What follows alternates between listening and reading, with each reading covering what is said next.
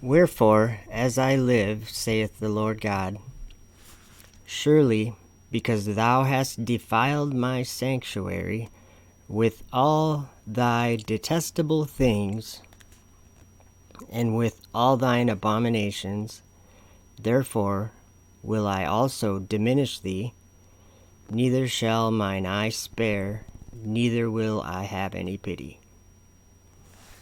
That's Ezekiel 5, verse 11. And listen to what it says the next verse. Because you guys know that I've been talking about the abominations that we call satellites.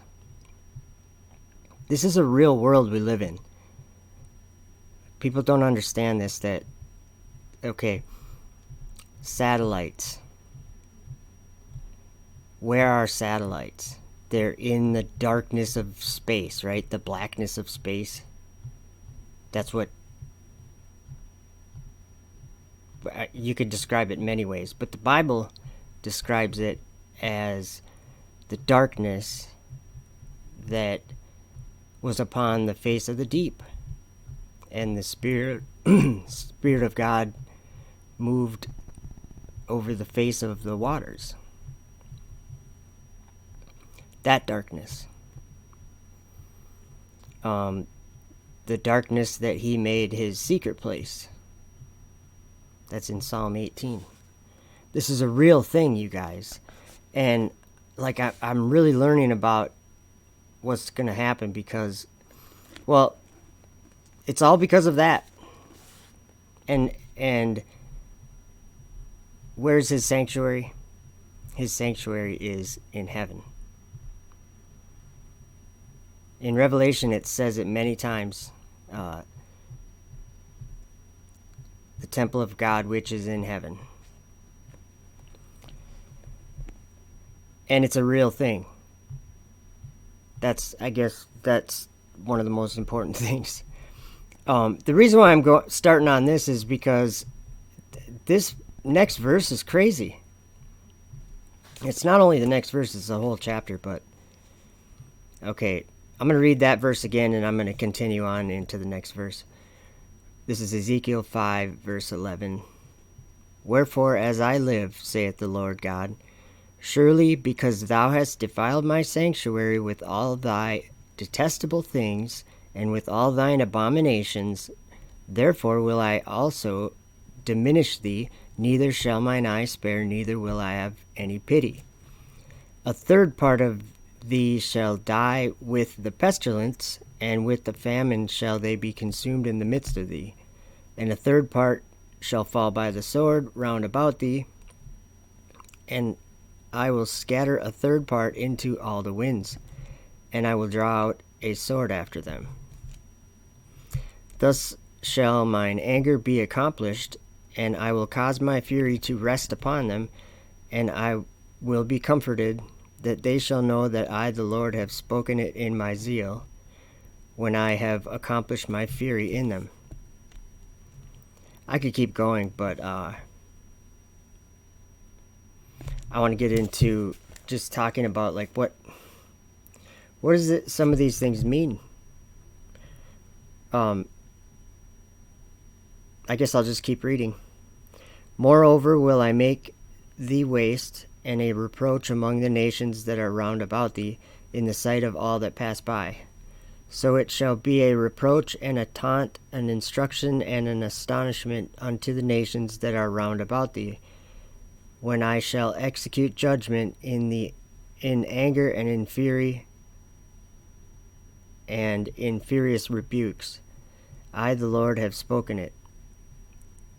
When I shall send upon them the evil arrows of famine, which shall be for their destruction, and which I will send to destroy you, and I will increase the famine upon you, and will break your staff of bread. So I will send upon you famine and evil beasts, and they shall bereave thee, and pestilence, and blood shall pass through thee, and I will bring the sword upon thee. I, the Lord, have spoken it. Wow.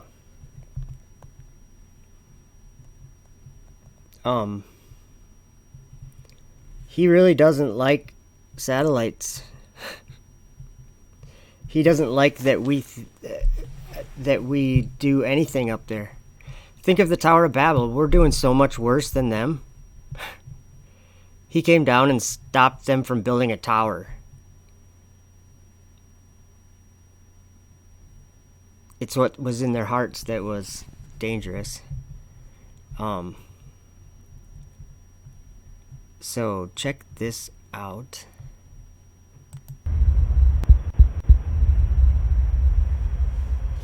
I'm gonna read that. And we have motion.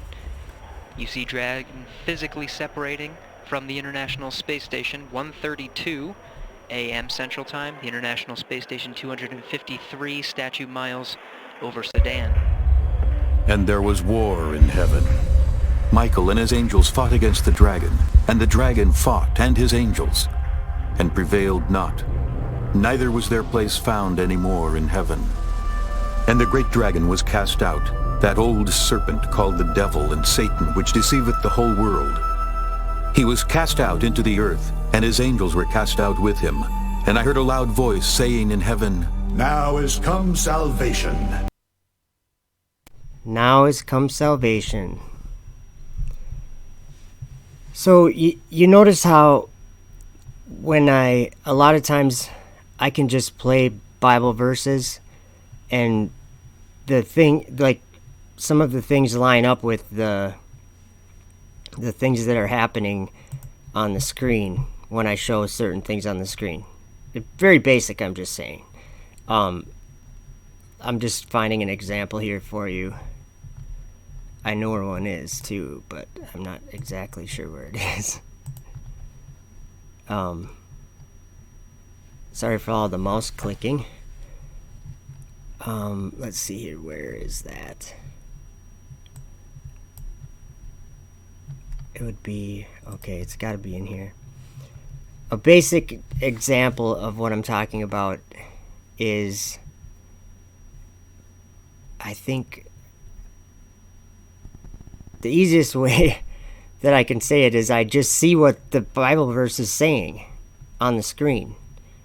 And I'm having a hard time finding an example. Here's an example. It's actually not the example that you probably expect, but I think it'll work very well. You've seen it before probably. Let me get this off the screen. Okay. Then I turned and lifted up mine eyes and looked, and behold, a flying roll. And he said unto me, What seest thou? And I answered, I see a flying roll. The length thereof is 20 cubits, and the breadth thereof 10 cubits. Then said he unto me, This is the curse that goeth forth over the face of the whole earth. For every one that stealeth shall be cut off, as on this side according to it. And every one that sweareth shall be cut off, as on that side according to it.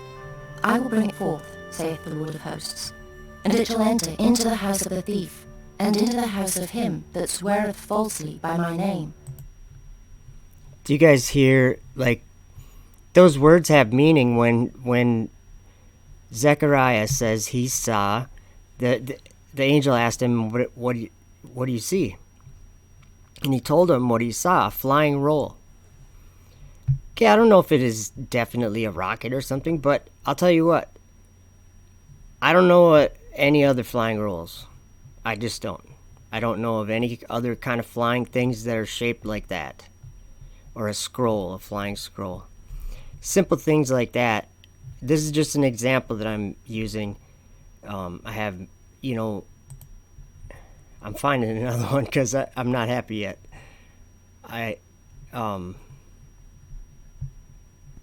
You know what? Maybe this is probably too long. Okay, so we're going to watch, I'm going to just forget about where I was there. We're going to watch something. I want to point out, okay, Elon Musk, billionaire, whatever, he has Tesla. I'm just saying companies that he started or whatever. And Neuralink. This one, we're going to play a few minutes of this, and I might try to skip. I don't know. He's kind of annoying to listen to. I think I am too, but let's. It should be this one. I think it's a live stream that they did. I'm just thinking, yeah, that should be fine. I'll probably fast forward a little bit. Okay. Of an axon in response to an electrical spike called an action potential. When a cell receives enough of the right kind of neurotransmitter input, a chain reaction is triggered that causes an action potential to fire, and the neuron to in turn relay messages to its own downstream synapses. Action potentials produce an electric field that spreads from the neuron and can be detected by placing electrodes nearby, allowing recording of the information represented by a neuron.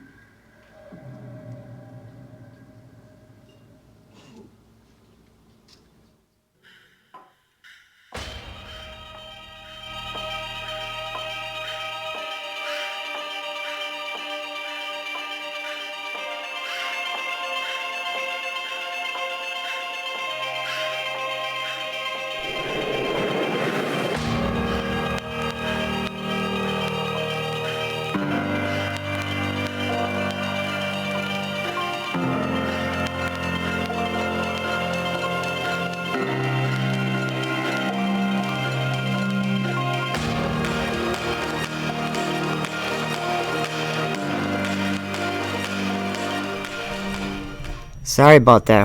Whoops. Sorry about that horrible sound.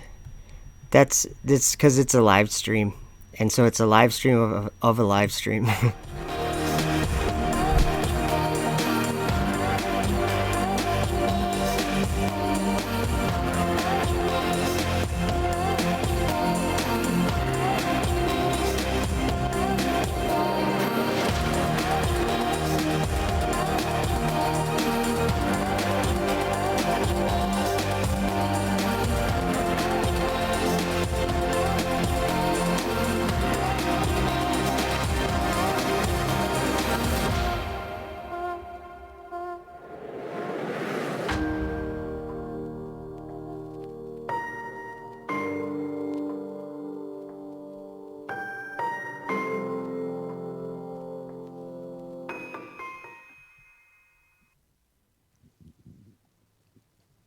Hello, everybody.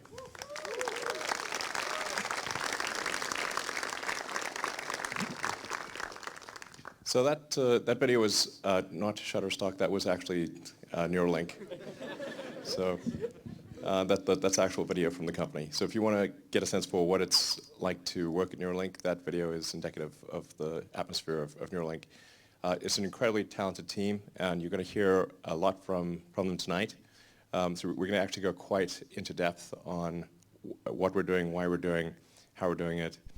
And I'm just incredibly impressed with the caliber of talent at Neuralink.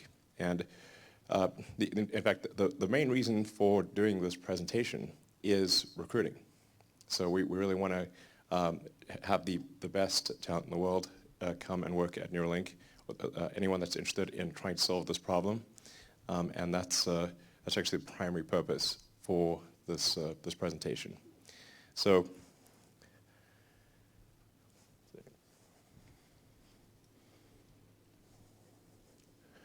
okay.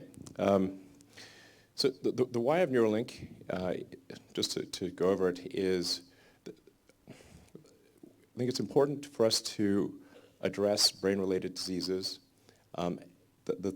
Everyone, if you survive cancer and heart disease, the odds are that you will have some brain-related disorder. So it'll be like Alzheimer's or dementia.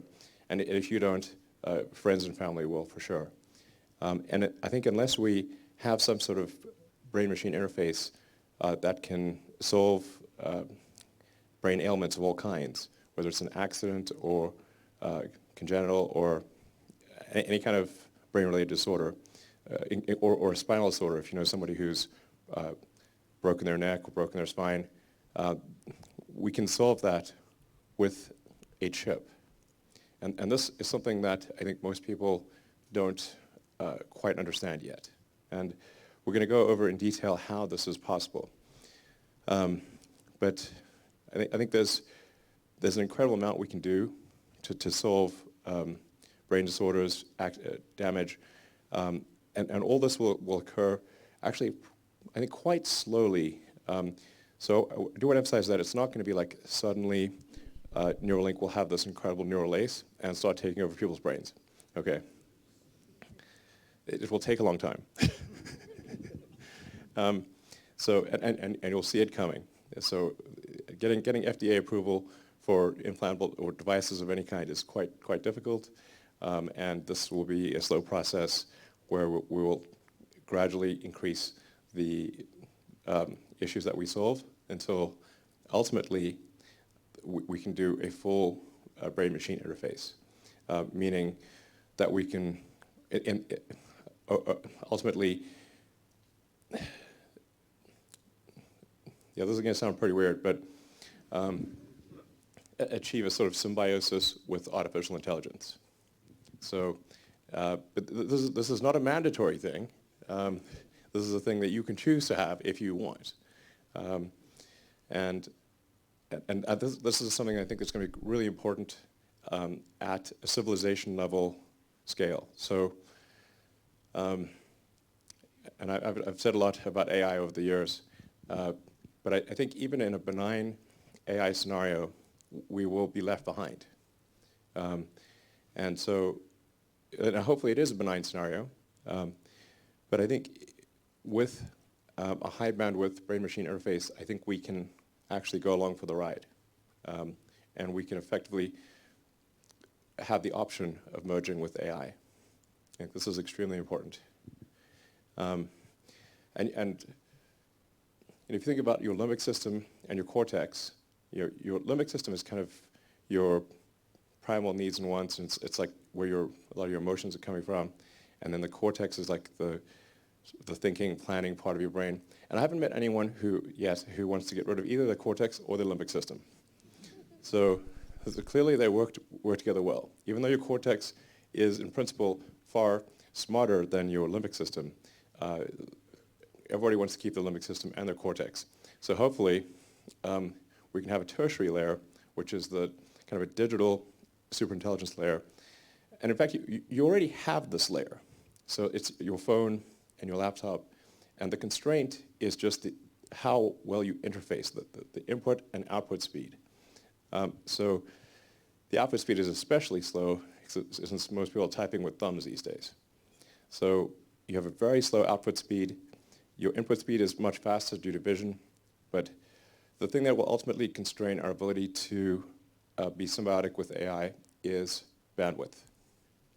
So in the limit, after solving a bunch of brain-related diseases, there is the existential, it's mitigation of the existential threat of AI. Or, yeah, this is the point of it.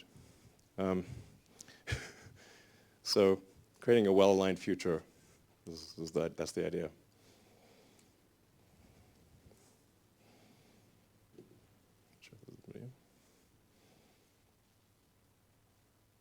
Composed of nearly 100 billion cells called neurons. Neurons come in many complex shapes, but generally they have a dendritic arbor, a cell body called a soma, and an axon. The neurons of your brain connect to form a large network through axon-dendrite junctions called synapses. At these connection points, neurons communicate with each other using chemical signals called neurotransmitters. Neurotransmitters are released from the end of an axon in response to an electrical spike called an action potential. When a cell receives enough of the right kind of neurotransmitter input, a chain reaction is triggered that causes an action potential to fire, and the neuron to in turn relay messages to its own downstream synapses. Action potentials produce an electric field that spreads from the neuron and can be detected by placing electrodes nearby, allowing recording of the information represented by a neuron.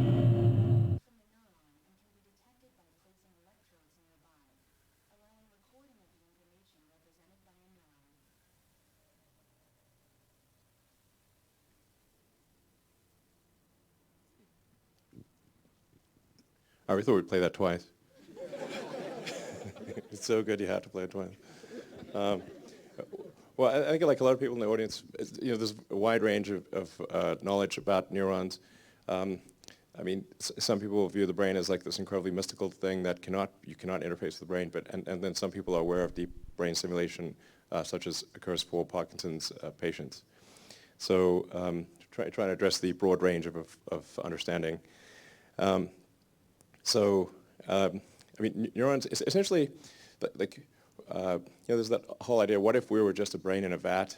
This is often posed by philosophers, except we are a brain in a vat, and that vat is our skull.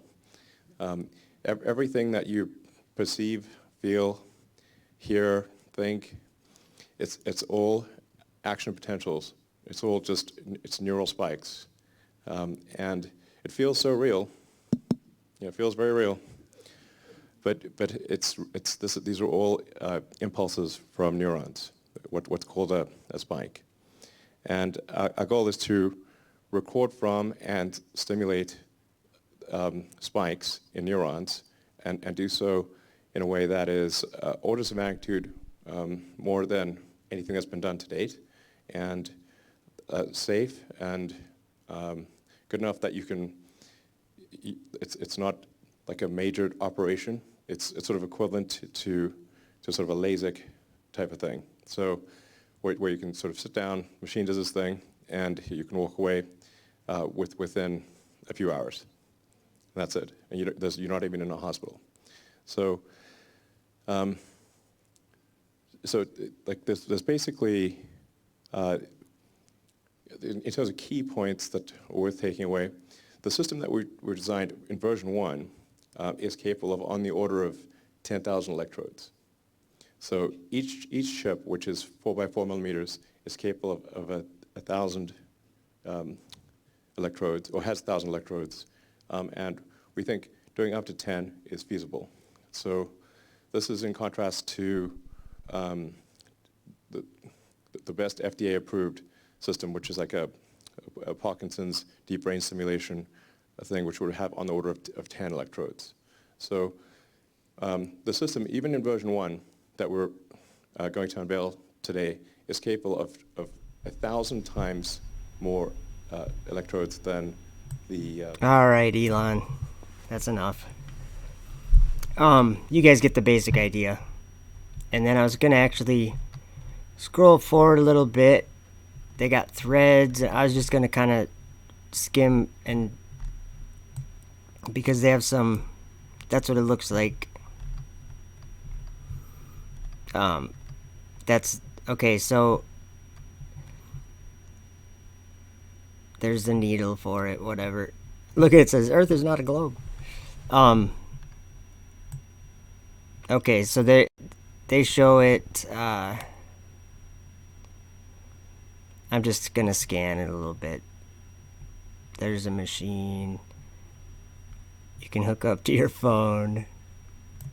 Oops, I don't want to push my program to the limits. So he had some other guys speak. It's a thing that they want to, and they're laughing about it. It's weird. Okay, let's see here. Patient experience. Put your head here. Let's clamp it in. Okay, look at this. That's like brain tissue or something. I don't know.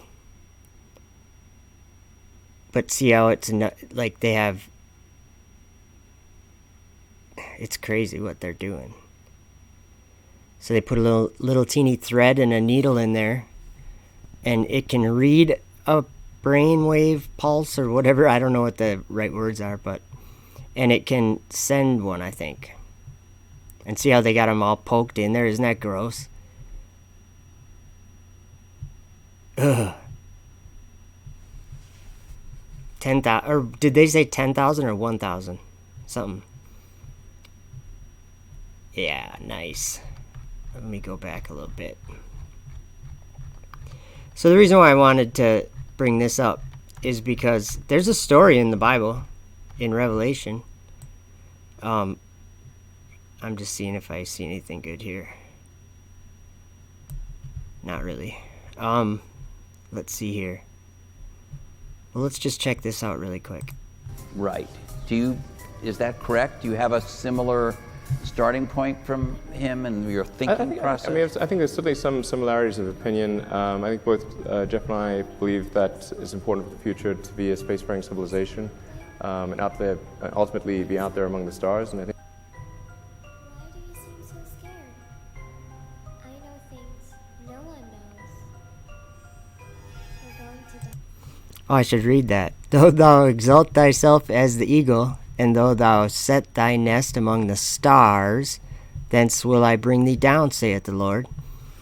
Do you guys notice how I'm bringing up verses that are unmistakable? We're talking about heaven. Look at Ezekiel 5 verse 11 again. I don't know how you can think anything other than that. His sanctuary, his temple's in heaven, you guys. Wherefore, as I live, saith the Lord God, surely because thou hast defiled my sanctuary. And then 2 chapters later, it says even clearer.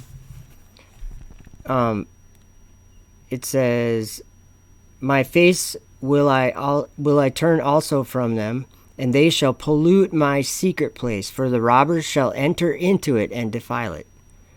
This is not me. These verses are in the Bible. This is something that Ezekiel was told, and it was another time, but there's also today and the reality of it.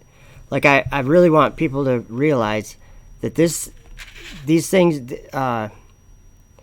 he's talking about his temple or New Jerusalem. Like, there's so many different names, Mount Zion, but they're all, that place is up in the sky. It's literally up in the sky.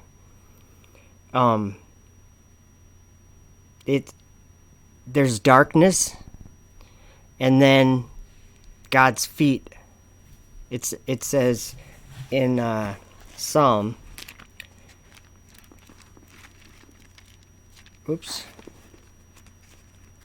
Psalm 18, it says, I'm getting there, sorry. I'm not even close. I'm at like Psalm, the wrong area of Psalm. Okay.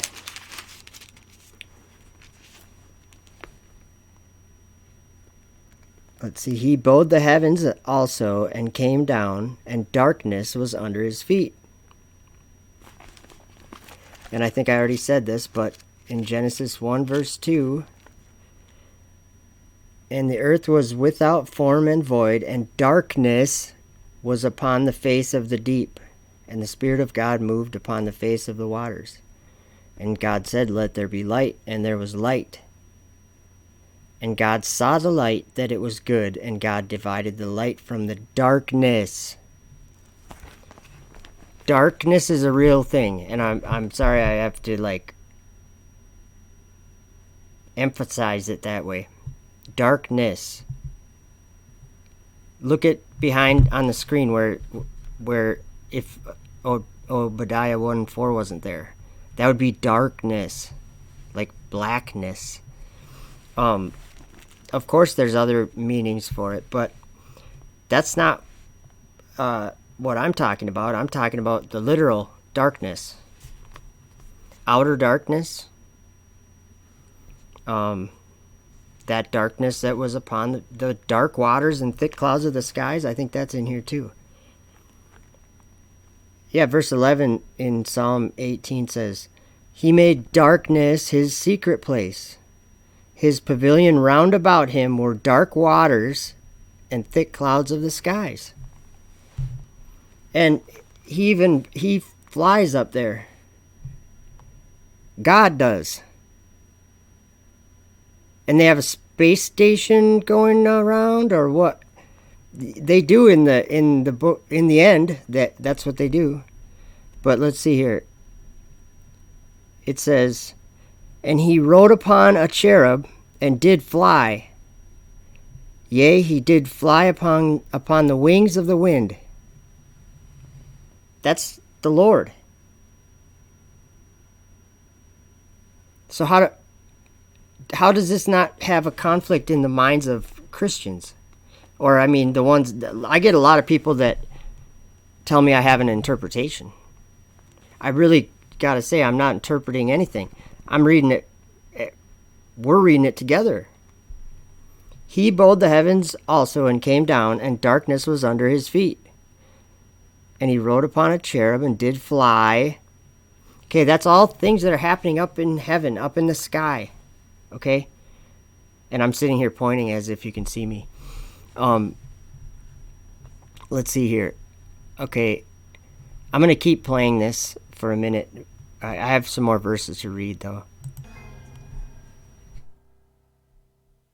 I think that's the exciting, inspiring future that I think certainly people in this room want. For thou hast said in thine heart, I will ascend into heaven. I will exalt my throne above the stars of God. I mean, I think when I say, multi-planet species, like, that's really what we want to be. It's not like, still being a single planet species but moving planets. It's really being a multi-planet species, and having civilization and life as we know it extend beyond Earth to the rest of the solar system and ultimately to other star systems. I will ascend above the heights of the clouds. I will be like the Most High. I think that's the thing. That's the future that's exciting and inspiring. And I think that's what, you need things like that to be glad to wake up in the morning. Like life can't be just about solving problems. Like, there have to be things that are inspiring and exciting that make you glad to be alive. And he opened his mouth in blasphemy against God, to blaspheme his name and his tabernacle, and them that dwell in heaven. So what, in the immediate time frame, what is your goal for SpaceX now that you've done this, which is a huge accomplishment? What is the plan for you in the immediate time and then the longer range? Sure. So we plan to refly one of the landed rocket boosters, hopefully in about 2 or 3 months, something like that. This is obviously old. And then so that'll be an important milestone. So far, the stages are looking like quite good, even though they come through quite. It's a really difficult entry. This is boring, but yeah, they already have landed 49 boosters. So they're like a lot of them. Okay, he gets boring, so I'm just gonna go kind of to near. Okay, sorry. Yeah, so That's the rocket that took the astronauts to the moon. Right, exactly. So, in fact, launching from the same pad, from pad, the Apollo 11 pad. And deceiveth them that dwell on the earth by the means of those miracles which he had power to do in the sight of the beast. The launches will take place, every 2 to 4 weeks. There's quite a high launch cadence. That's a much faster cadence than NASA had, right? Yeah, it'll be more launches than anything else in the world. And his power shall be mighty, but not by his own power, and he shall destroy wonderfully, and shall prosper in practice, and shall destroy the mighty and holy people. So more than Russia, more than Europe, more than China by next year, certainly. And largely to deliver customers' Yeah, satellites. there's a lot of broadcast and communication satellites that are going to geosynchronous orbit, and then we'll also be launching the new Iridium constellation. So the Iridium's got a next generation constellation of satellites. I think 60 or 70 satellites, quite decent sized satellites. That'll be, I think, many orders of magnitude improvement over the current Iridium system. So we'll be able to have global broadband. So that'll be a whole bunch of launches, and and then next year we'll be flying Dragon version 2, which is the one that's capable of taking up to 7 astronauts to the space station. I considered the horns, and behold, there came up from among them them another little horn, before whom there were 3 of the first horns plucked up by the roots. And behold, in this horn were eyes like the eyes of man, and a mouth speaking great things. I had to pause it there. In fact, Dragon 2 really is, it's a propulsive lander as well, and it'll be the, it's intended to carry astronauts to the space station, but it's also capable of being a general science delivery platform to anywhere in the solar system. So, so where are you going with it? We're going to send one to Mars in 2018. Yeah, so their 2018 thing that's on the screen right now, SpaceX Red Dragon, okay? I just have to take this opportunity to remind people that say that they believe Jesus that what did I put in the description of this video? Take heed, for I have foretold you all things. And I'm learning that he did in like by the prophets and this in the scriptures. I mean, it's so many times too. And there appeared a great wonder in heaven. You guys remember this, right? Revelation 12. I feel like I'm wearing it out, but I guess I don't think you can. If people don't understand how real it is, then you can't wear it out, right? Thank you guys all for hanging out and checking this out too. I just think that what I'm supposed to do is I'm just trying to put it to words.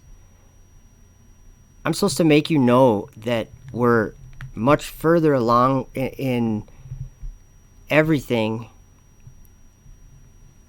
when it's like becomes clear in scripture. It's because it's either already happened, or in these days that we live in, he shows us things to come. But there's very few people that are gonna understand those things if they can't hear these things that I'm pointing out too. Okay, so what I'm getting at is Elon Musk is okay. There's a few verses that I'm going to bring up. Ephesians 6:12. We don't struggle against flesh and blood. What do we struggle against? Powers, principalities, and the rulers of the darkness of this world, right? Well, I'll tell you what. He's talking about SpaceX Dragon. That is literally the ruler of the darkness of this world, or one of the rulers of the darkness of this world. Literally. And he's going to be talking about it right now. Going to Mars or whatever. And this is a really old video. This is like a 2015 video or something, or 13. So a lot of these things have happened. Yeah, Daniel, I'm with you. Those things are pretty sweet, I think. Tesla cars. It would be pretty cool to... I've never driven one, but...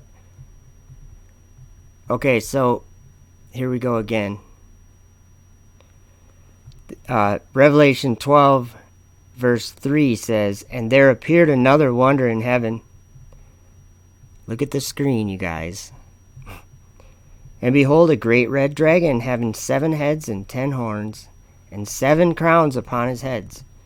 Did you hear him say that it can take 7 passengers to the space station? I wonder if that's 7 crowns. But I think you guys remember seeing the woman clothed with the sun. So she was obviously up in the sky, because she had the moon under her feet and a crown of 12 stars upon her head. So there was these things up in the sky, or there are. I mean, this red dragon. This is just the Dragon 2. Let me see if I can zoom in on it. See, this is just Dragon 2 landing on Mars. But the mission was called, or was going to be called, Red Dragon. See, that's cool that I can zoom in on this. The primary objective of the initial Red Dragon mission was blah, blah, blah. To enter Martian atmosphere. Okay. I'll just play the video a little bit.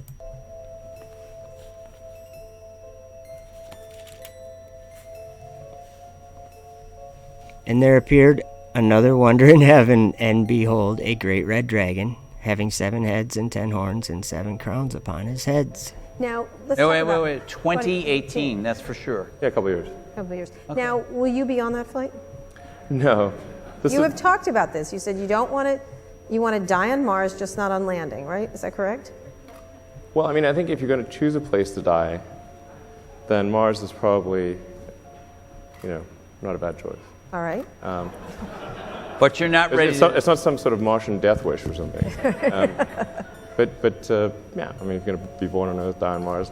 So sending this up to Mars 2018, right? Sending this up to Mars 2018, when will someone like you get there from your plans? Sure. So the 2018 mission would be our Dragon version 2. Right. There it is, Dragon version 2. And I think if things go... I'm going to repeat that. Dragon.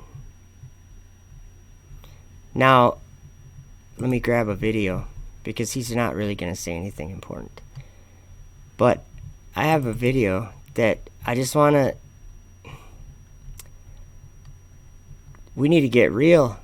That's all I got to say is we need to get real. There's things happening up in the sky that were prophesied. And then there's clear things like this. So John has a vision, right? And let's see if I can... You guys probably have seen this, but anyone that hasn't seen it, I want them to see it. This is not something to interpret or change. This is something that is a testimony that John is going to give us. And it's going to be going down, it's going to be like going down the, up or down the screen. I guess up, right? Yeah. It's just Bible verses. And the context is that it was a vision. So it was something that he saw. And it happened to be that he was being shown what would happen in the end of days. And I know a lot of people even say that they believe we live in the end of days, but then they don't believe these things. They don't believe John's testimony. They got to make up something like we all grew up with, all thinking something goofy. But it's different now, because these things have been manifest in a way that puts all the other things back to where they go. It is nothing.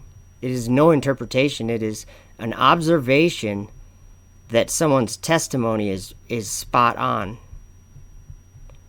and more than one person's testimony. But I'm talking about Daniel and John, Ezra. These guys were actually shown the things that we can see with our eyes in this world. And if you don't, I'm not telling you to believe it or not believe it, but I'm pointing it out. That's what I'm pointing out. And I beheld another beast coming up out of the earth, and he had 2 horns like a lamb, and he spake as a dragon. This is a testimony. And he doeth great wonders, so that he maketh fire come down from heaven on the earth in the sight of men. That's a testimony. It is not an interpretation. The words were on the screen. Right? What was the first thing it said? And I beheld another beast coming up out of the earth. Rockets come up out of the earth. And he had 2 horns like a lamb, and he spake as a dragon. Okay? How is it that I can just put these simple images of of it's always the same thing. It's always this vehicle, or like in Daniel, the four beasts. They're all very specific things that fly up to space. And one of them's been an eighth wandering star in our night sky for 20 years now. And if you think about that, when I read about hail, fire and hail coming down from heaven at the end, let's see what oh wow, I forgot about that. I forgot about this verse in Revelation 16. I'll just start reading Revelation 16. And I heard a great voice out of the temple saying to the seven angels, "Go your ways and pour out the vials of wrath of God upon the earth." And the first went and poured out his vial upon the earth, and there fell a noisome and grievous sore upon the men which had the mark of the beast, and upon them which worshipped his image. Worshipped his image. I know a false image. Here's a false image right on your screen. I'll make it big. Earth's not a globe, guys. Elon, you only think it's a globe, and it's just not a good way to think. Very bad way to think.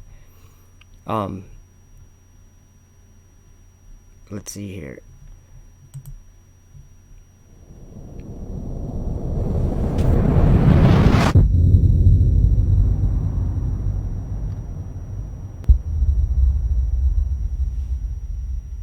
And the second angel poured out his vial upon the sea, and it became as the blood of a dead man, and every living soul died in the sea. And the third angel poured out his vial upon the rivers and fountains and waters, and they became blood.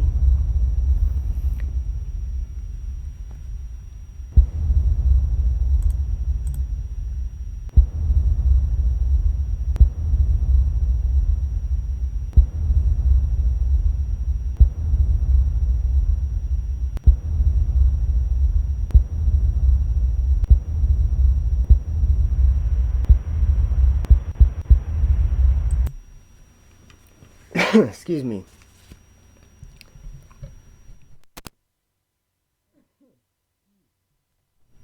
I had to turn my mic down and cough. I got a tickle in my throat.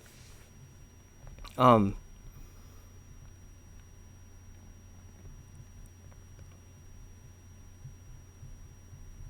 just looking at Revelation 16. That's kind of crazy.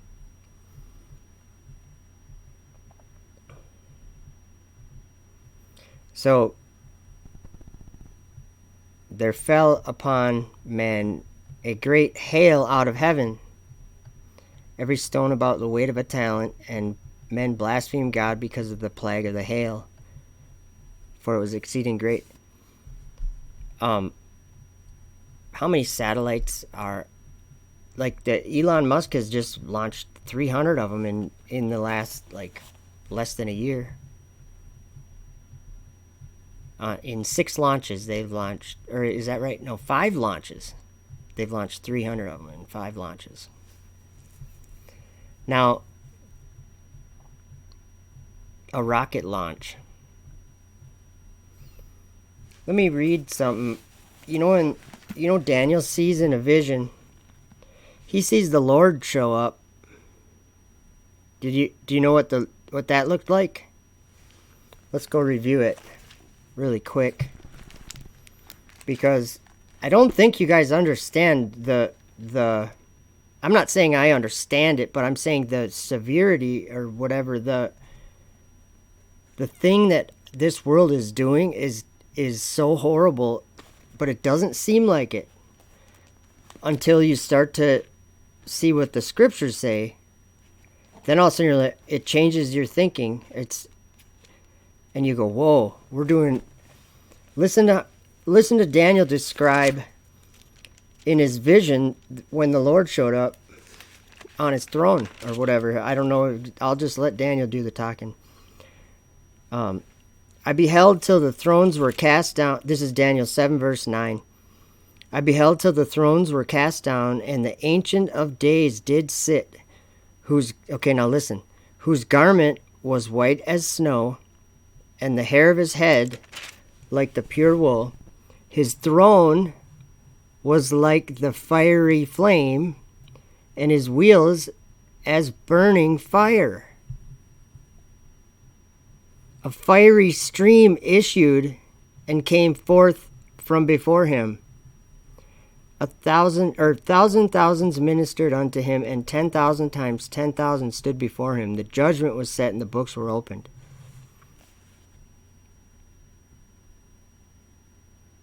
Do you guys understand what landing rockets is?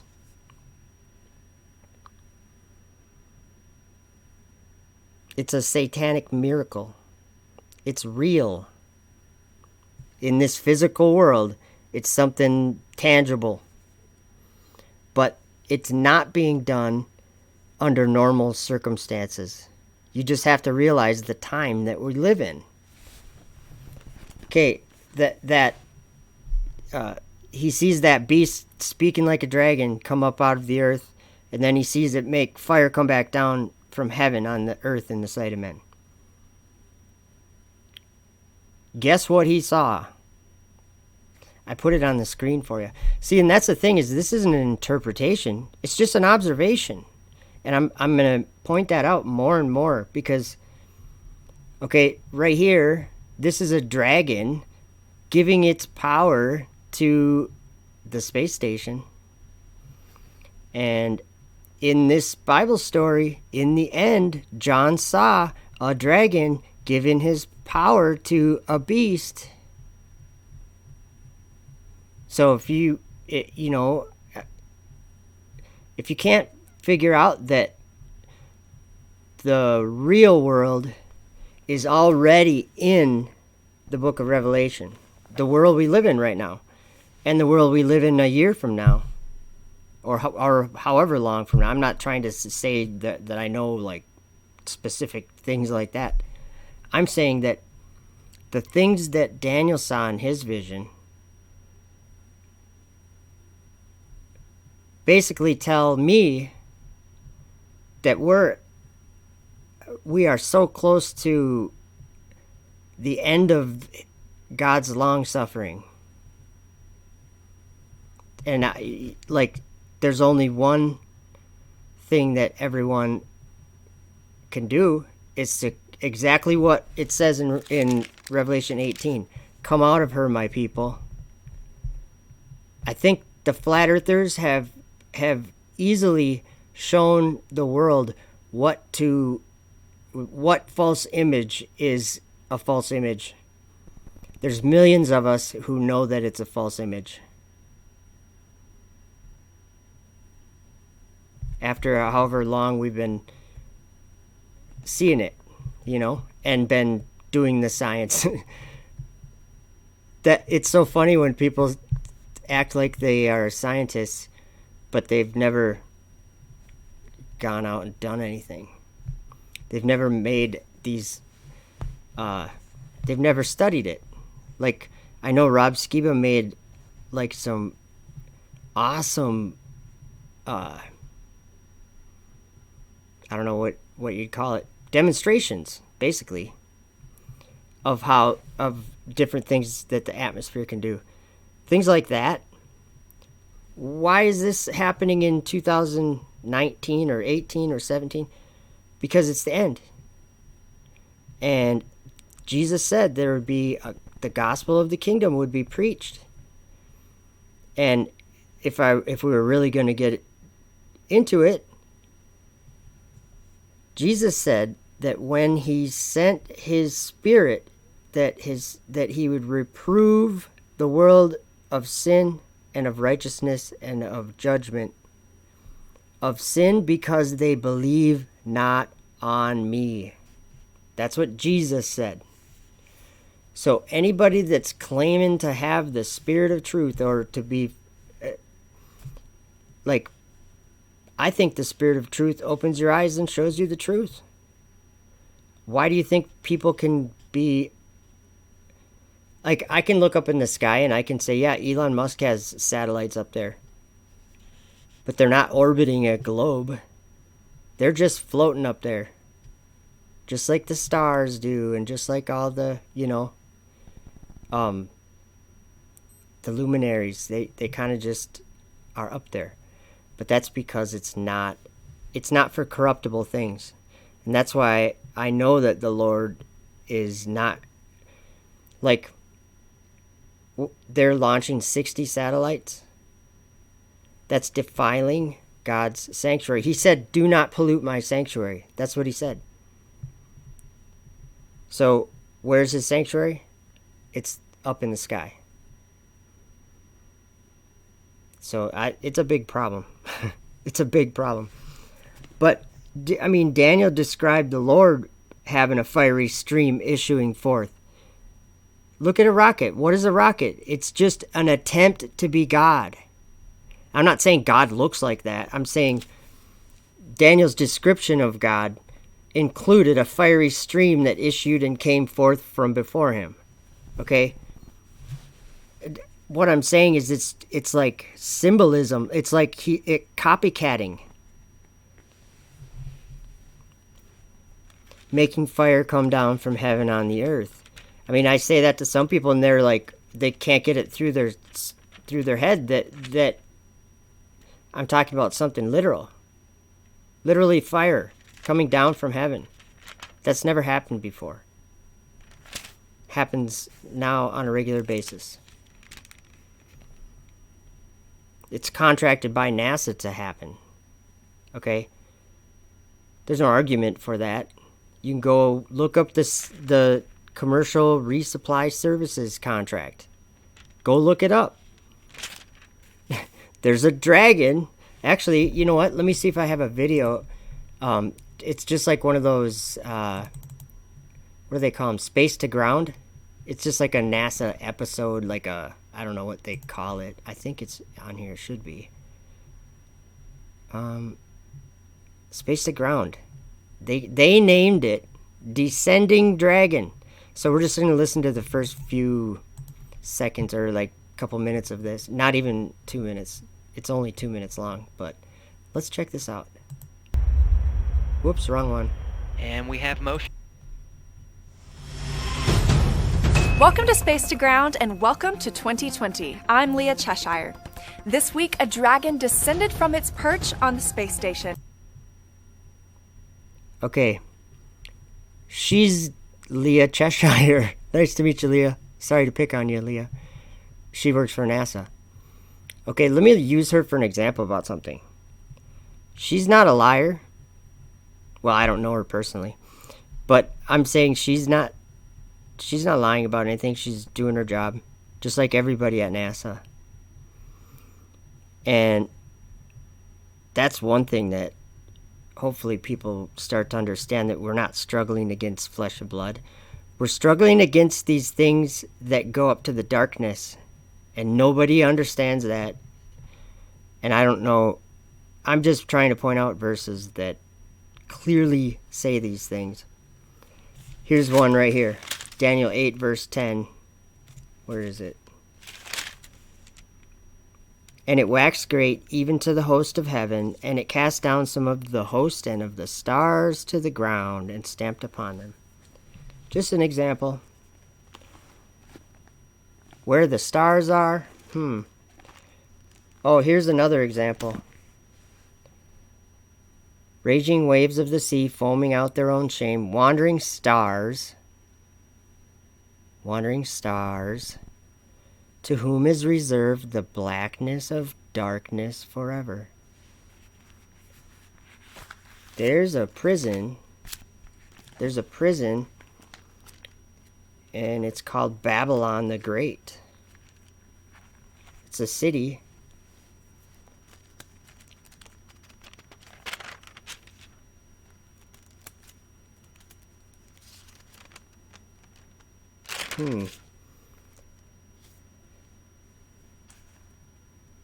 Come out of her, my people, that ye be not partakers of her sins, and that ye receive not of her plagues.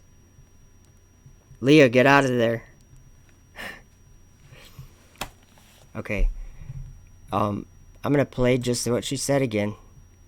This is a real life thing, guys. In real life. Not a story.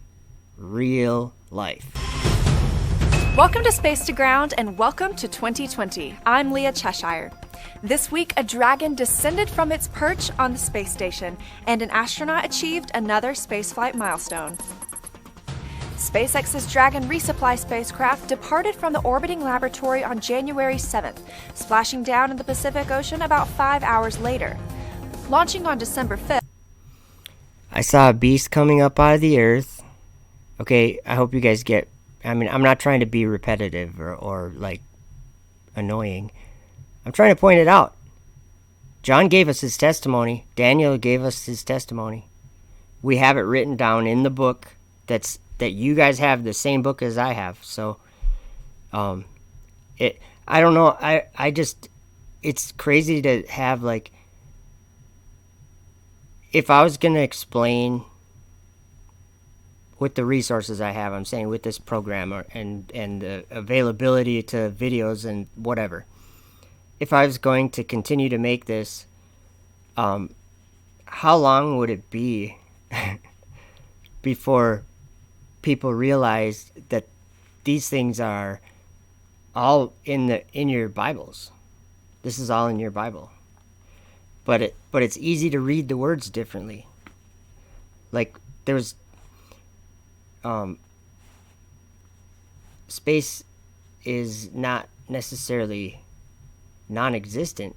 It's just darkness. It is a place. I don't think it's like a place like they think.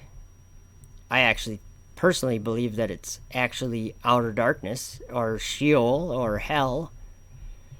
Isaiah 14 verse 9 says, hell from beneath is moved for thee to meet thee at thy coming. I'm turning there. Something like it stirreth up the dead for thee. This is also in Daniel 12. Let's see here. I'll read this one before I go to Daniel 12. Hell from beneath is moved for thee to meet thee at thy coming. It stirreth up the dead for thee, even all the chief ones of the earth. It hath raised up from their thrones all the kings of the nations. Wow. How art thou fallen from heaven, O Lucifer, son of the morning? How art thou cut down to the ground, which didst weaken the nations? For thou hast said in thine heart, I will ascend into heaven, I will exalt my throne above the stars of God. I will sit also upon the mount of the congregation in the sides of the north. I will ascend above the heights of the clouds. I will be like the Most High. Okay, I'll keep playing this now.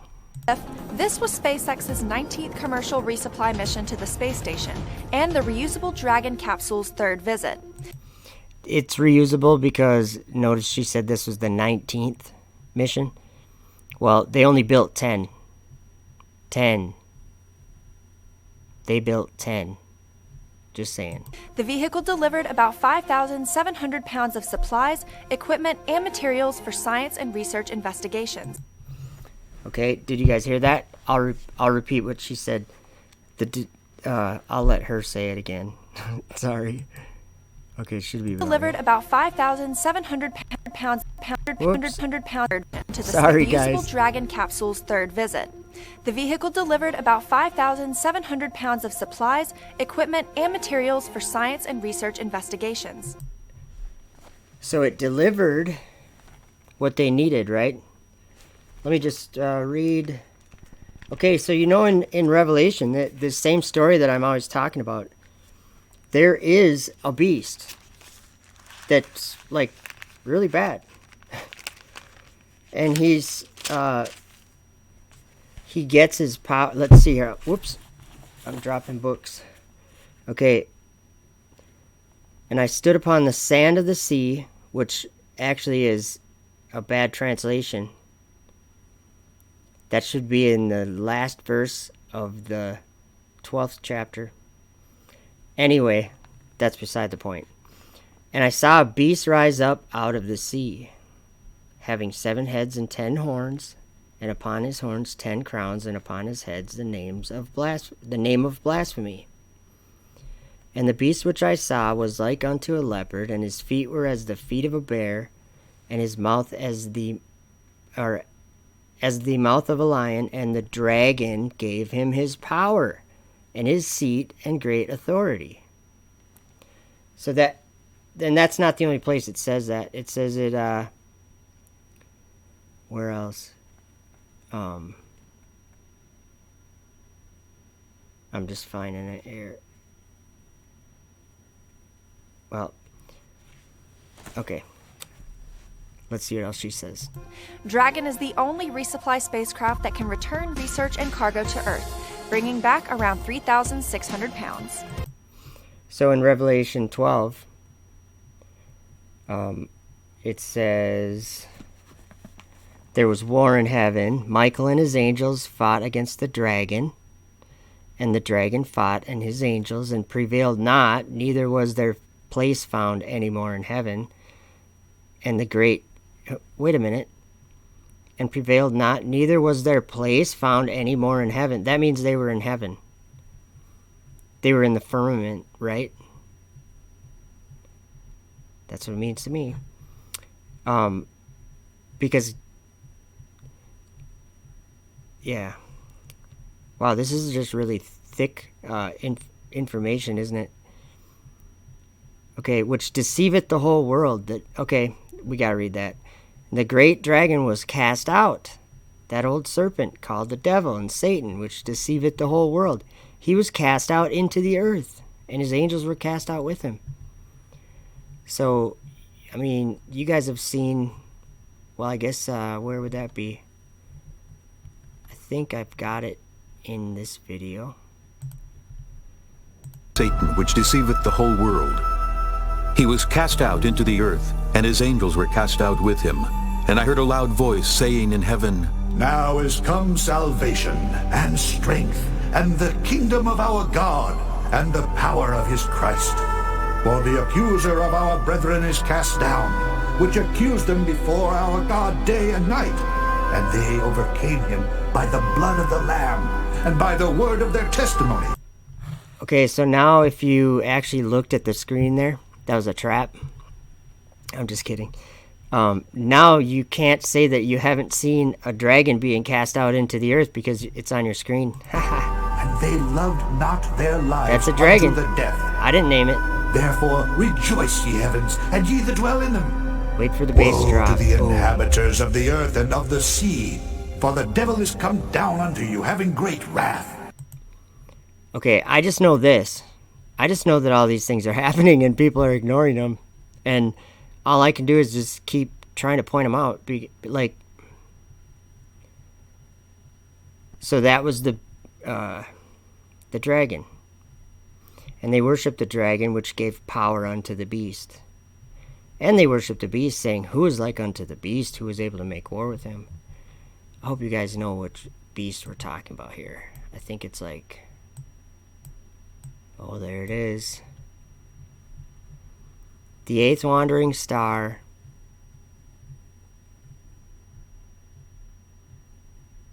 Oh, Anthony, I saw some of your comments. It was on a different video about pillars and mountains and some, I can't remember the exact context, but I just wanted to say, in case you didn't know, Enoch called the planets mountains burning with fire, or great mountains burning with fire, or something like that.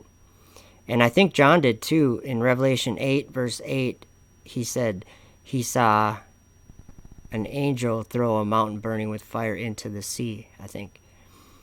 And then also in Revelation 17, he saw 7 mountains, and I think that was the 7 planets. And the 8th mountain the 8th that he saw was the beast. That was and is not and yet is. I don't know how long it's going to be is. I'm not saying anything. I'm just saying that I know that it's that, okay, that place that we're looking at on the screen, even though it doesn't probably look quite like that with the bot. Here, let's see. Let me fix that. There. There we go. Okay, that place, that darkness, you can look up at the night sky. Oh, okay. Oh, okay. Yeah, I was just adding some info, Anthony, because I think it's really important. Like, it really actually points out Enoch went to a waste and horrible place where there was no birds and no water, and it was between heaven and earth. Okay. Enoch went there and he saw 7 planets, or 7 wandering stars. Okay. It's obviously space or the darkness or wherever the sun, moon, and stars are.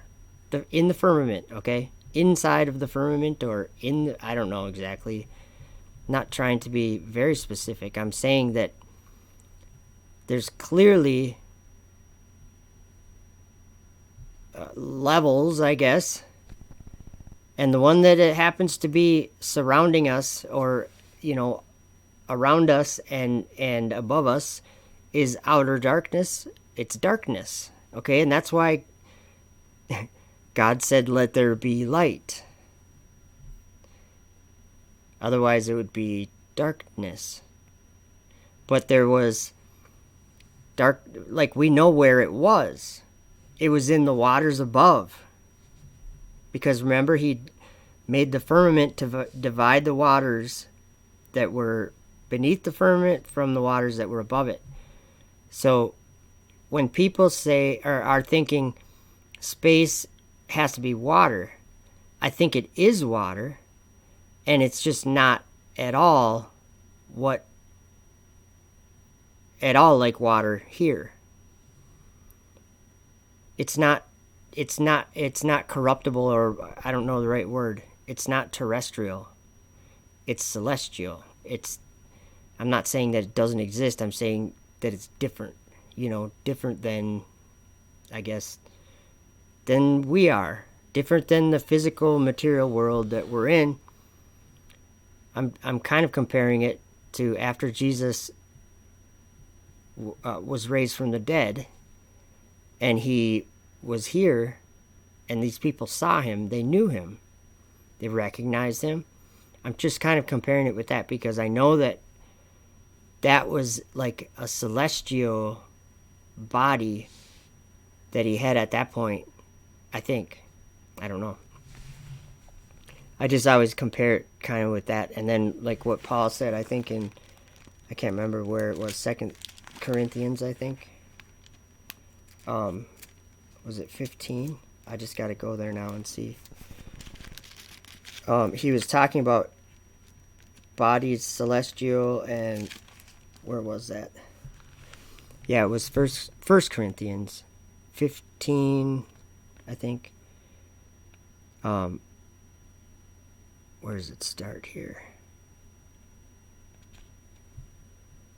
Okay, all flesh, this 15:39, I think. All flesh is not the same flesh, but there is one kind of flesh of men, another flesh of beasts, another of fishes, and another of birds. There are also celestial bodies and bodies terrestrial, but the glory of the celestial is one, and the glory of the terrestrial is another. There is one glory of the sun, and another glory of the moon, and another glory of the stars. For one star differeth from another star in glory. So also is the resurrection of the dead. It is sown in corruption, it is raised in incorruption. It is sown in dishonor, it is raised in glory. It is sown in weakness, it is raised in power. It is sown a natural body, it is raised a spiritual body. There is a natural body, and there is a spiritual body. And so it is written, the first man, Adam, was made a living soul, the last Adam was made a quickening spirit. Howbeit, that was not first which is spiritual, but that which is natural, and afterward is that which is, or afterward that which is spiritual. The first man is of the earth, earthy. The second man is the Lord from heaven. As is the earthy, such are they also that are earthy. Yes, that's Earthy. It seems like a strange word to me, but there it is. And as is the heavenly, such are they also that are heavenly. And as we have borne the image of the earthy,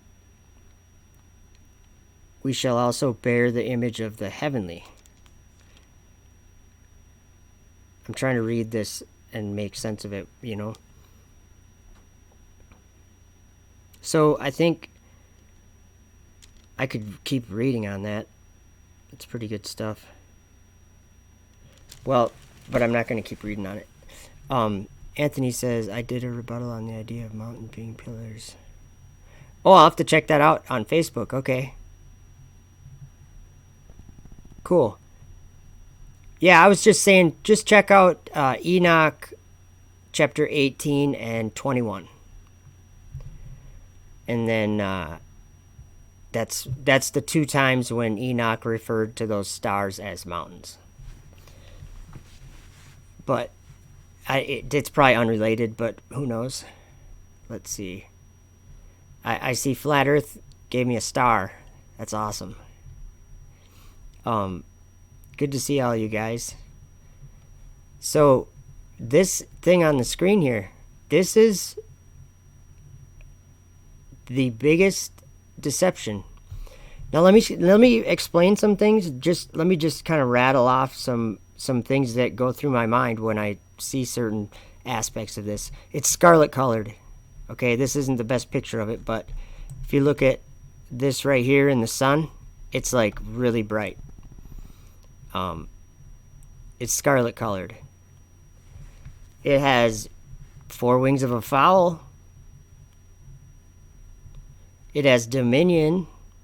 I'm just saying things that are in these visions that anybody that's been studying these visions would know or would recognize.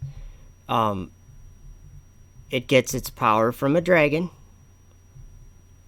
And like I explained a minute ago, it's the 8th wandering star that I think John saw in Revelation 17. The 8th mountain or king, or I don't know exactly what it... There's 2 verses that have 7... There's 7 kings and... Well, I just lost my train of thought. There's 7 kings... And that was, I got my Bible right here. I better go there.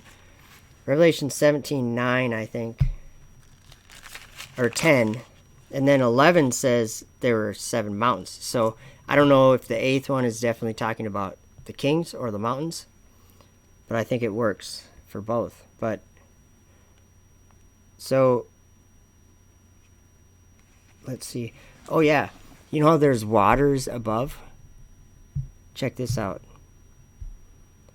This is in Revelation 18.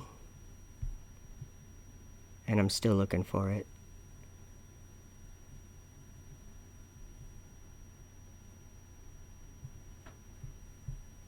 Oh, wow. I forgot about that.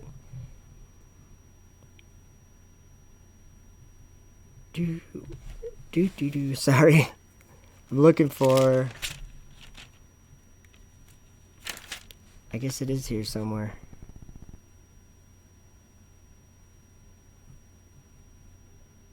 And I just cannot find it. Revelation 18. It talks about ships and sailors, and I just can't find that part for some reason right now. Wow. Shipmasters and... Where is that? Oh, right here, 17. For in 1 hour so great riches is come to naught, and every shipmaster and all the company in ships and sailors and as many as trade by sea stood afar off. Trade by sea? That's the dark waters. It's those ships and those shipmasters and the company in ships and sailors. That's who it is.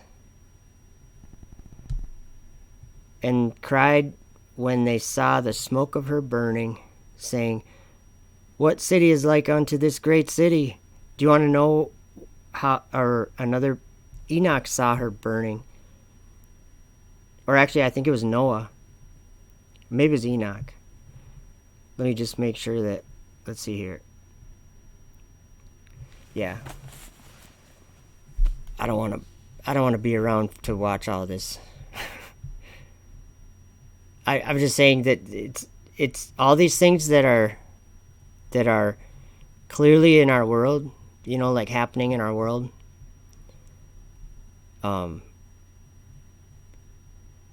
I guess I'm not concerned so much if people are in denial of it. I'm more concerned about the people's souls. Because it says right here in Revelation 18 verse 13, the very last thing that is her merchandise is the souls of men. That's what we're talking about, souls. We're talking about like eternal, I don't know, eternal not being where you want to be, that's for sure.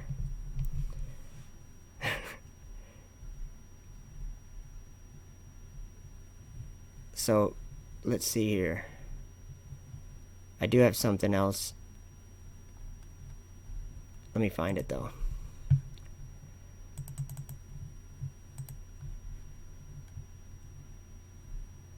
Let's watch. Where is it? I think it's this one. This is wizardry, you guys. Check this out.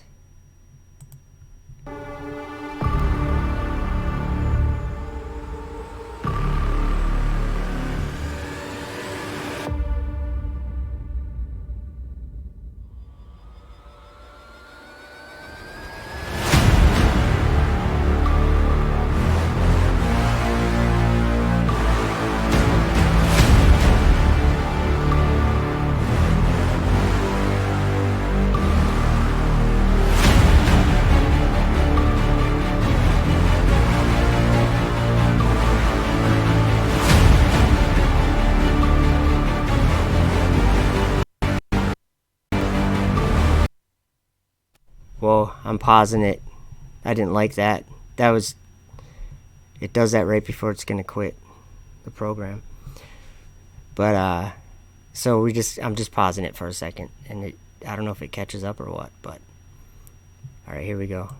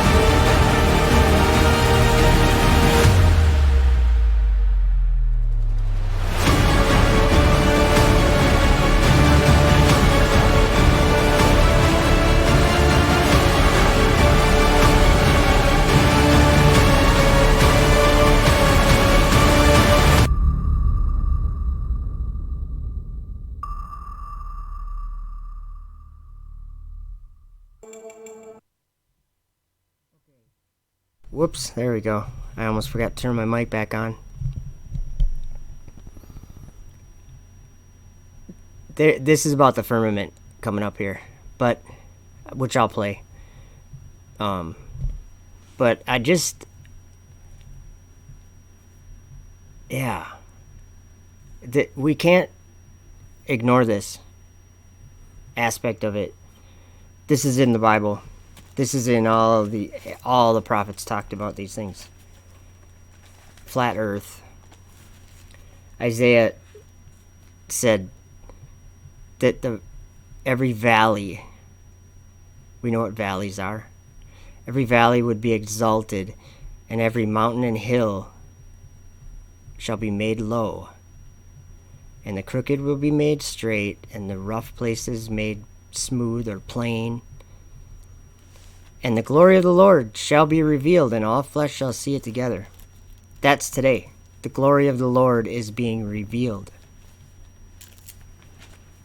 The glory of the Lord isn't Torah. The glory of the Lord is what our eyes see, what our eyes are starting to see or are seeing. The glory of the Lord shall be revealed. Revealed. So that's why I'm saying, to end this stream, I'm going to say some verses in Revelation 3. And if you need the context, this is Jesus talking, and he's talking to you. He's talking to anyone that's listening. Anyone that ever reads this, he wrote it, or this is Jesus' testimony from heaven. So it's very important. And he says, this is Revelation 3, verses 17 through 20. Because thou sayest, I am rich, and increased with goods, and have need of nothing, and knowest not that thou art wretched, and miserable, and poor, and blind, and naked. I counsel thee to buy of me gold tried in the fire, that thou mayest be rich, and white raiment that thou mayest be clothed, and that the shame of thy nakedness do not appear, and anoint thine eyes with eye salve, that thou mayest see. As many as I love, I rebuke and chasten. Be zealous, therefore, and repent. Now listen what he says here. Behold, I stand at the door and knock. If any man hear my voice and open the door, I will come in to him and will sup with him, and he with me. That's like, those are some of my favorite verses right now, because I think they're so realistic right now in our world. And I get to see, for just my position where I am, I get to see people nonstop turning from a lie and seeing with their eyes, because they believe, because they had faith, and all of a sudden they can see something that their family can't see. It's a miracle, and it's the Holy Spirit. So that's why I think it's so important that people listen for his voice, because he is uttering his voice. I'm hearing his voice. I know a lot of people that are hearing his voice. And he's saying the same thing to a lot of people. He said it to the whole world, or he's saying it to the whole world. And he's using us to say it, or actually the Holy Spirit to say it. I mean, he sent his Spirit to guide us into all truth. So I know there are some flat earthers that just don't like the idea of what I just said. Lori Tillman, I see it, says, I hope Joe repeats it too. Which one? Or which part do you want to repeat? I'm looking up in the chat. You caught my attention, Lori.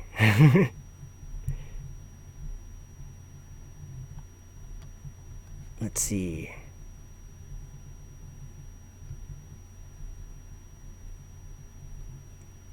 What happened to all the loud folks? I'm not sure. AI for Anthony. Oh yeah. Well, that's part of the whole thing, Anthony. Because do you want me to play that again, or do you want me to talk to? Because I didn't really talk about AI, but Elon Musk was. He was saying, he's been saying for years. He's been talking for a long time about AI, like warning people that it's going to take over. In that way, I mean, that's not his exact word. That's not a quote or something. But he went to a thing, I forgot. It was the 2017 Governors Summit or something. Then all 50 governors were there, and he started talking about how they need to regulate AI development. So it's like, yeah, it's right out of the Bible. So why do I get concerned when all of a sudden people start dying all over from a virus that seems to be different than the norm, I'll say. Like, most people aren't really quarantined up too often because of a virus, right? And I guess there's millions of people quarantined or whatever. And I'm sure if it continues like that, I'm sure it'll just be it'll never be the same at that point, I don't think. But what I do think is, let me just say, I was going to end the stream, but then now I just thought of something that I kind of need to say, because that's kind of what this video is about, and I kind of got sidetracked. Just got to read a verse. Okay, so you know how he saw in Revelation 13, he saw that beast that was like a leopard, and it got its power from the dragon. Remember, the dragon came up out of the earth. What did it say? With 2 horns like a lamb and speaking like a dragon. Okay. He came up out of the earth, and then he made fire come down from heaven. I'll just read that part. Revelation 13, verse 13. And he doeth great wonders, so that he maketh fire come down from heaven on the earth in the sight of men, and deceiveth them that dwell on the earth by the means of those miracles which he had power to do in the sight of the beast. So if this is like what it seems like, that means he's deceiving them that dwell on the earth by doing this miracle of landing these big, huge boosters. Okay, I will try to play that, Anthony. Do you know which part? Because I do have a video that's just like the Neuralink, like there. I don't know. It's like a 4-minute video, 3-minute video or something. Yeah, this is crazy stuff, isn't it? Okay, so it says that he deceiveth them that dwell on the earth by the means of those miracles which he had power to do in the sight of the beast, saying to them that dwell on the earth, that they should make an image to the beast. So I think this is already stuff that's happened already. I'm saying with this specific person, Elon Musk. Okay. It says, make an image to the beast which had the wound by a sword and did live. So that would be the one that's on your screen right now. And he had power to give life unto the image of the beast. Now that sounds like AI to me, or something. He had power to give life unto the image of the beast, that the image of the beast should both speak and cause that as many as would not worship the image of the beast should be killed. Now this seems to me to be something spiritual, like in heaven, or like spiritual battle, spiritual warfare, because he's worshiping the image of the beast should be killed. And he causeth all, both small and great, and rich and poor, free and bond, to receive a mark in their right hand or in their forehead, that no man might buy or sell, save he that had the mark, or the name of the beast, or the number of his name. Wow.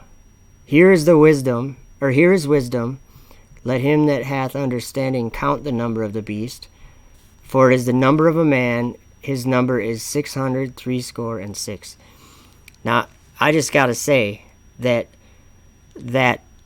idea of the globe, okay, the space station is the only reason why people say that flat earth is ridiculous. That's really the only reason, because a lot of people look at the moon landing and they're like, yeah, I don't know, it's a pretty outrageous thing to say that you landed on the moon. But what I'm saying is they can look up in the sky and see the space station. Like 20 days out of 30. It flies over your house. So anybody can ignore that, but doesn't change the fact that there's something flying over your house 20 days out of 30, or about, that you could see, that's visible to your eyes. What it is, that's a different story. But what I'm saying is, in reality, you can also go out and you can look at a line of 60 satellites flying over your head. There's 5 of those now going in our sky. I've seen them with my own eyes. And I'm going to get footage one of these nights. I keep trying, but I never have gotten a good opportunity. I'm going to get them with my night vision scope so they're really clear. But I guess if you ignore it, I guess you don't have to be interested in it or something. But I'm just saying that don't have your own idea of what happens in this story and go with that, because this is already written and this is happening. And what I'm saying is, like, all these things are happening now, I think. You know how, where is that? Jesus is going to come and fly with the clouds of heaven and send out his angels to gather his elect, right? And then think about this. John sees them all up on Mount Zion with Jesus, or with the Lamb of God. And then, like in Jude and in Enoch, it says, he cometh with 10,000s of his saints, of his holy ones. Where are his holy ones coming from? They're the children of Israel. They're the ones that got sealed in their forehead, and they preached to the world. And there's angels that fly around and preach the gospel. And now's the time to believe. And I know that it's a miracle if you believe. You can see it. Like, you can see. He gives you eye salve so you can see. But thank you guys all for hanging out. And Anthony says I'll be 41 next month on the 18th. Cool. I'm 42. Not 40 also. 40. I'm just kidding. Let's see. Calvin E. Good to see you. Haven't seen you I've seen you around. Maybe not for a couple days. I think I saw you somewhere else even. Maybe over at Now You See TV or something. Michael J. Spencer. Good to see you. Allison Lyons. Damsel Medic with the wrench. Bunghole. Good to see you. So, satellites are defiling God's sanctuary. Because there's a lot of people that are just not aware that God's up in heaven. And I know they believe that, but they're just not aware of how real it is, and that how bad the things that we're doing are in the sight of the Lord.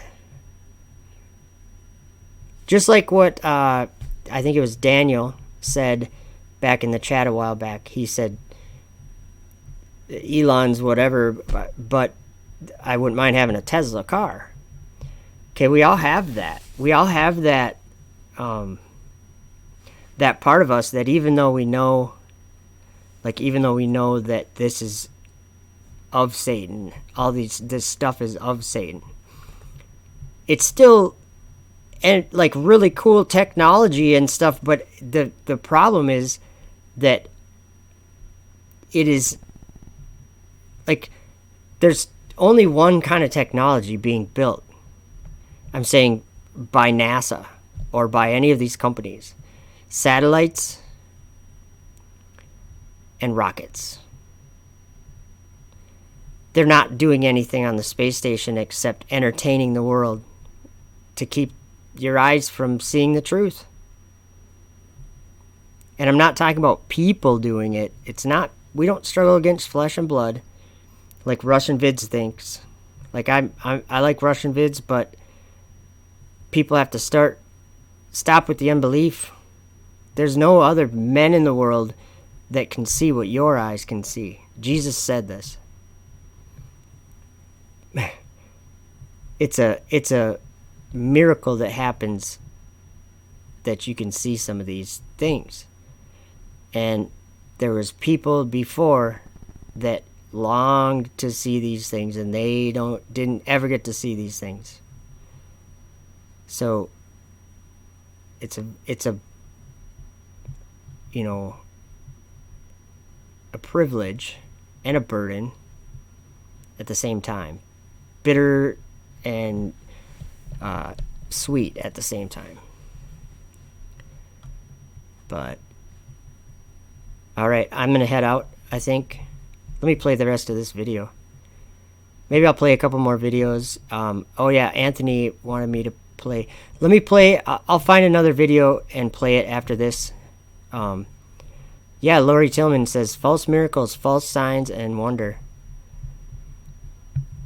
All right, here we go. For this is like 2 more minutes, and then there will be a Neuralink video on after that. And we'll see what happens after that. Thank you guys for hanging out. Good to see you, and have a good coronavirus-free day.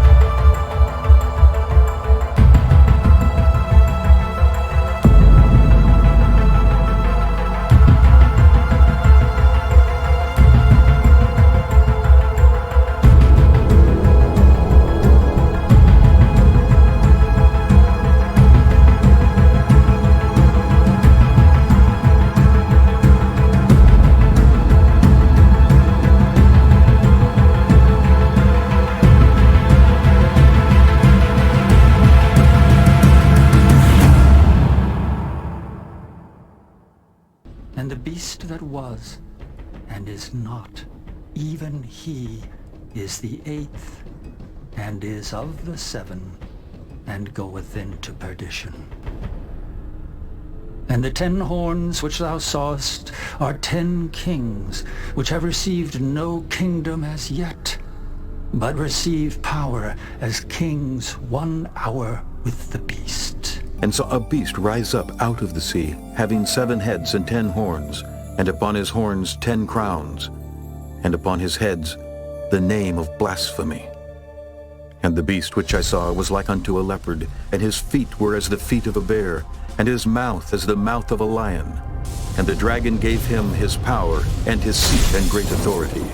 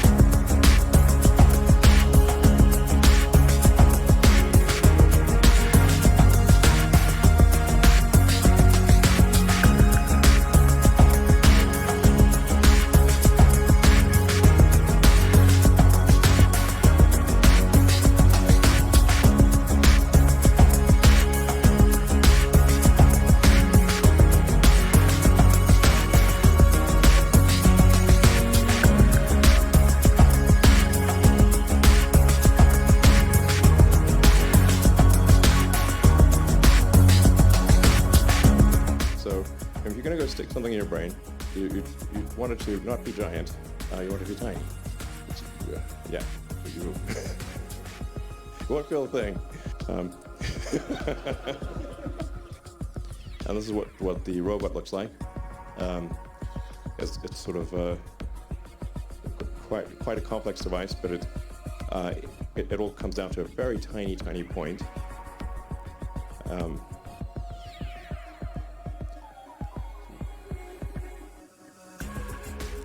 So we want to just like, you see the robot on the left, and then the what looks like the needles for insertion next to a penny, but in fact the actual needle that gets inserted is way tinier. It's that little tiny thing at where the arrow is pointing.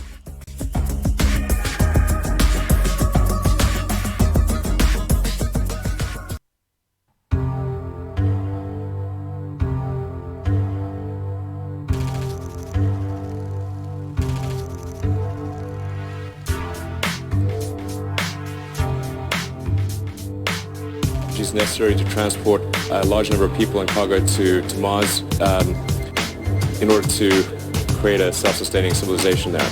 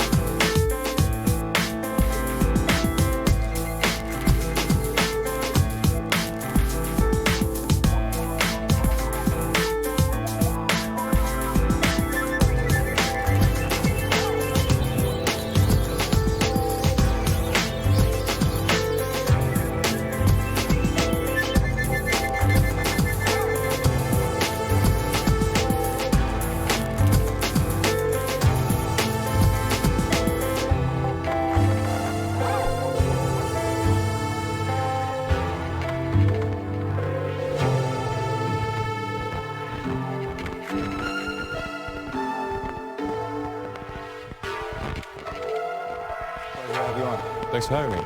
So this is the Dragon that goes up into space, right? Yeah, that's our Dragon spacecraft, or version 1, which is capable of taking cargo to and from the space station. So when do human beings start going up in it, do you think?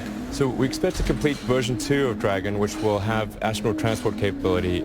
And most of what you do now is send satellites up into space, right? That's how you pay the bills. Exactly. But you want to do something much more ambitious with SpaceX. Yeah, I mean, the long-term aspiration is to develop the technologies necessary to transport a large number of people and cargo to Mars in order to create a self-sustaining civilization there. In order to create a self-sustaining civilization there. And that's really why I started the company, was because it seemed as though... To create the possibility for life on other planets. To create the possibility for life on other planets. To create the possibility for life on other planets. Yeah, exactly.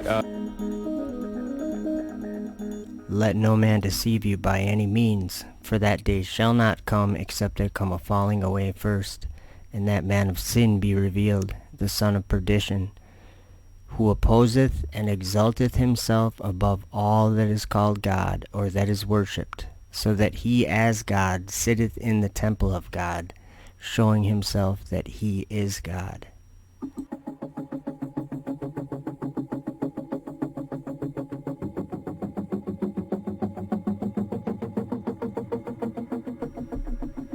If when he seeth the sword come upon the land, he blow the trumpet, and warn the people, then whosoever heareth the sound of the trumpet, and taketh not warning, if the sword come and take him away, his blood shall be upon his own head.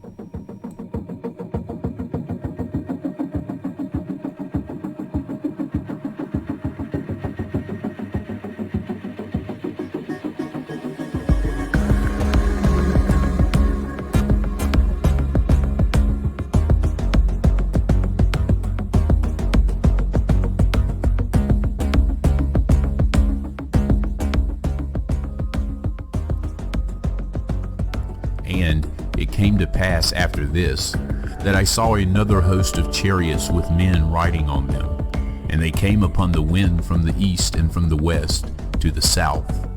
And the sound of the noise of their chariots was heard. And when this occurred, the holy ones observed it from heaven, and the pillars of the earth were shaken from their foundations, and the sound was heard from the ends of the earth to the ends of heaven throughout the day.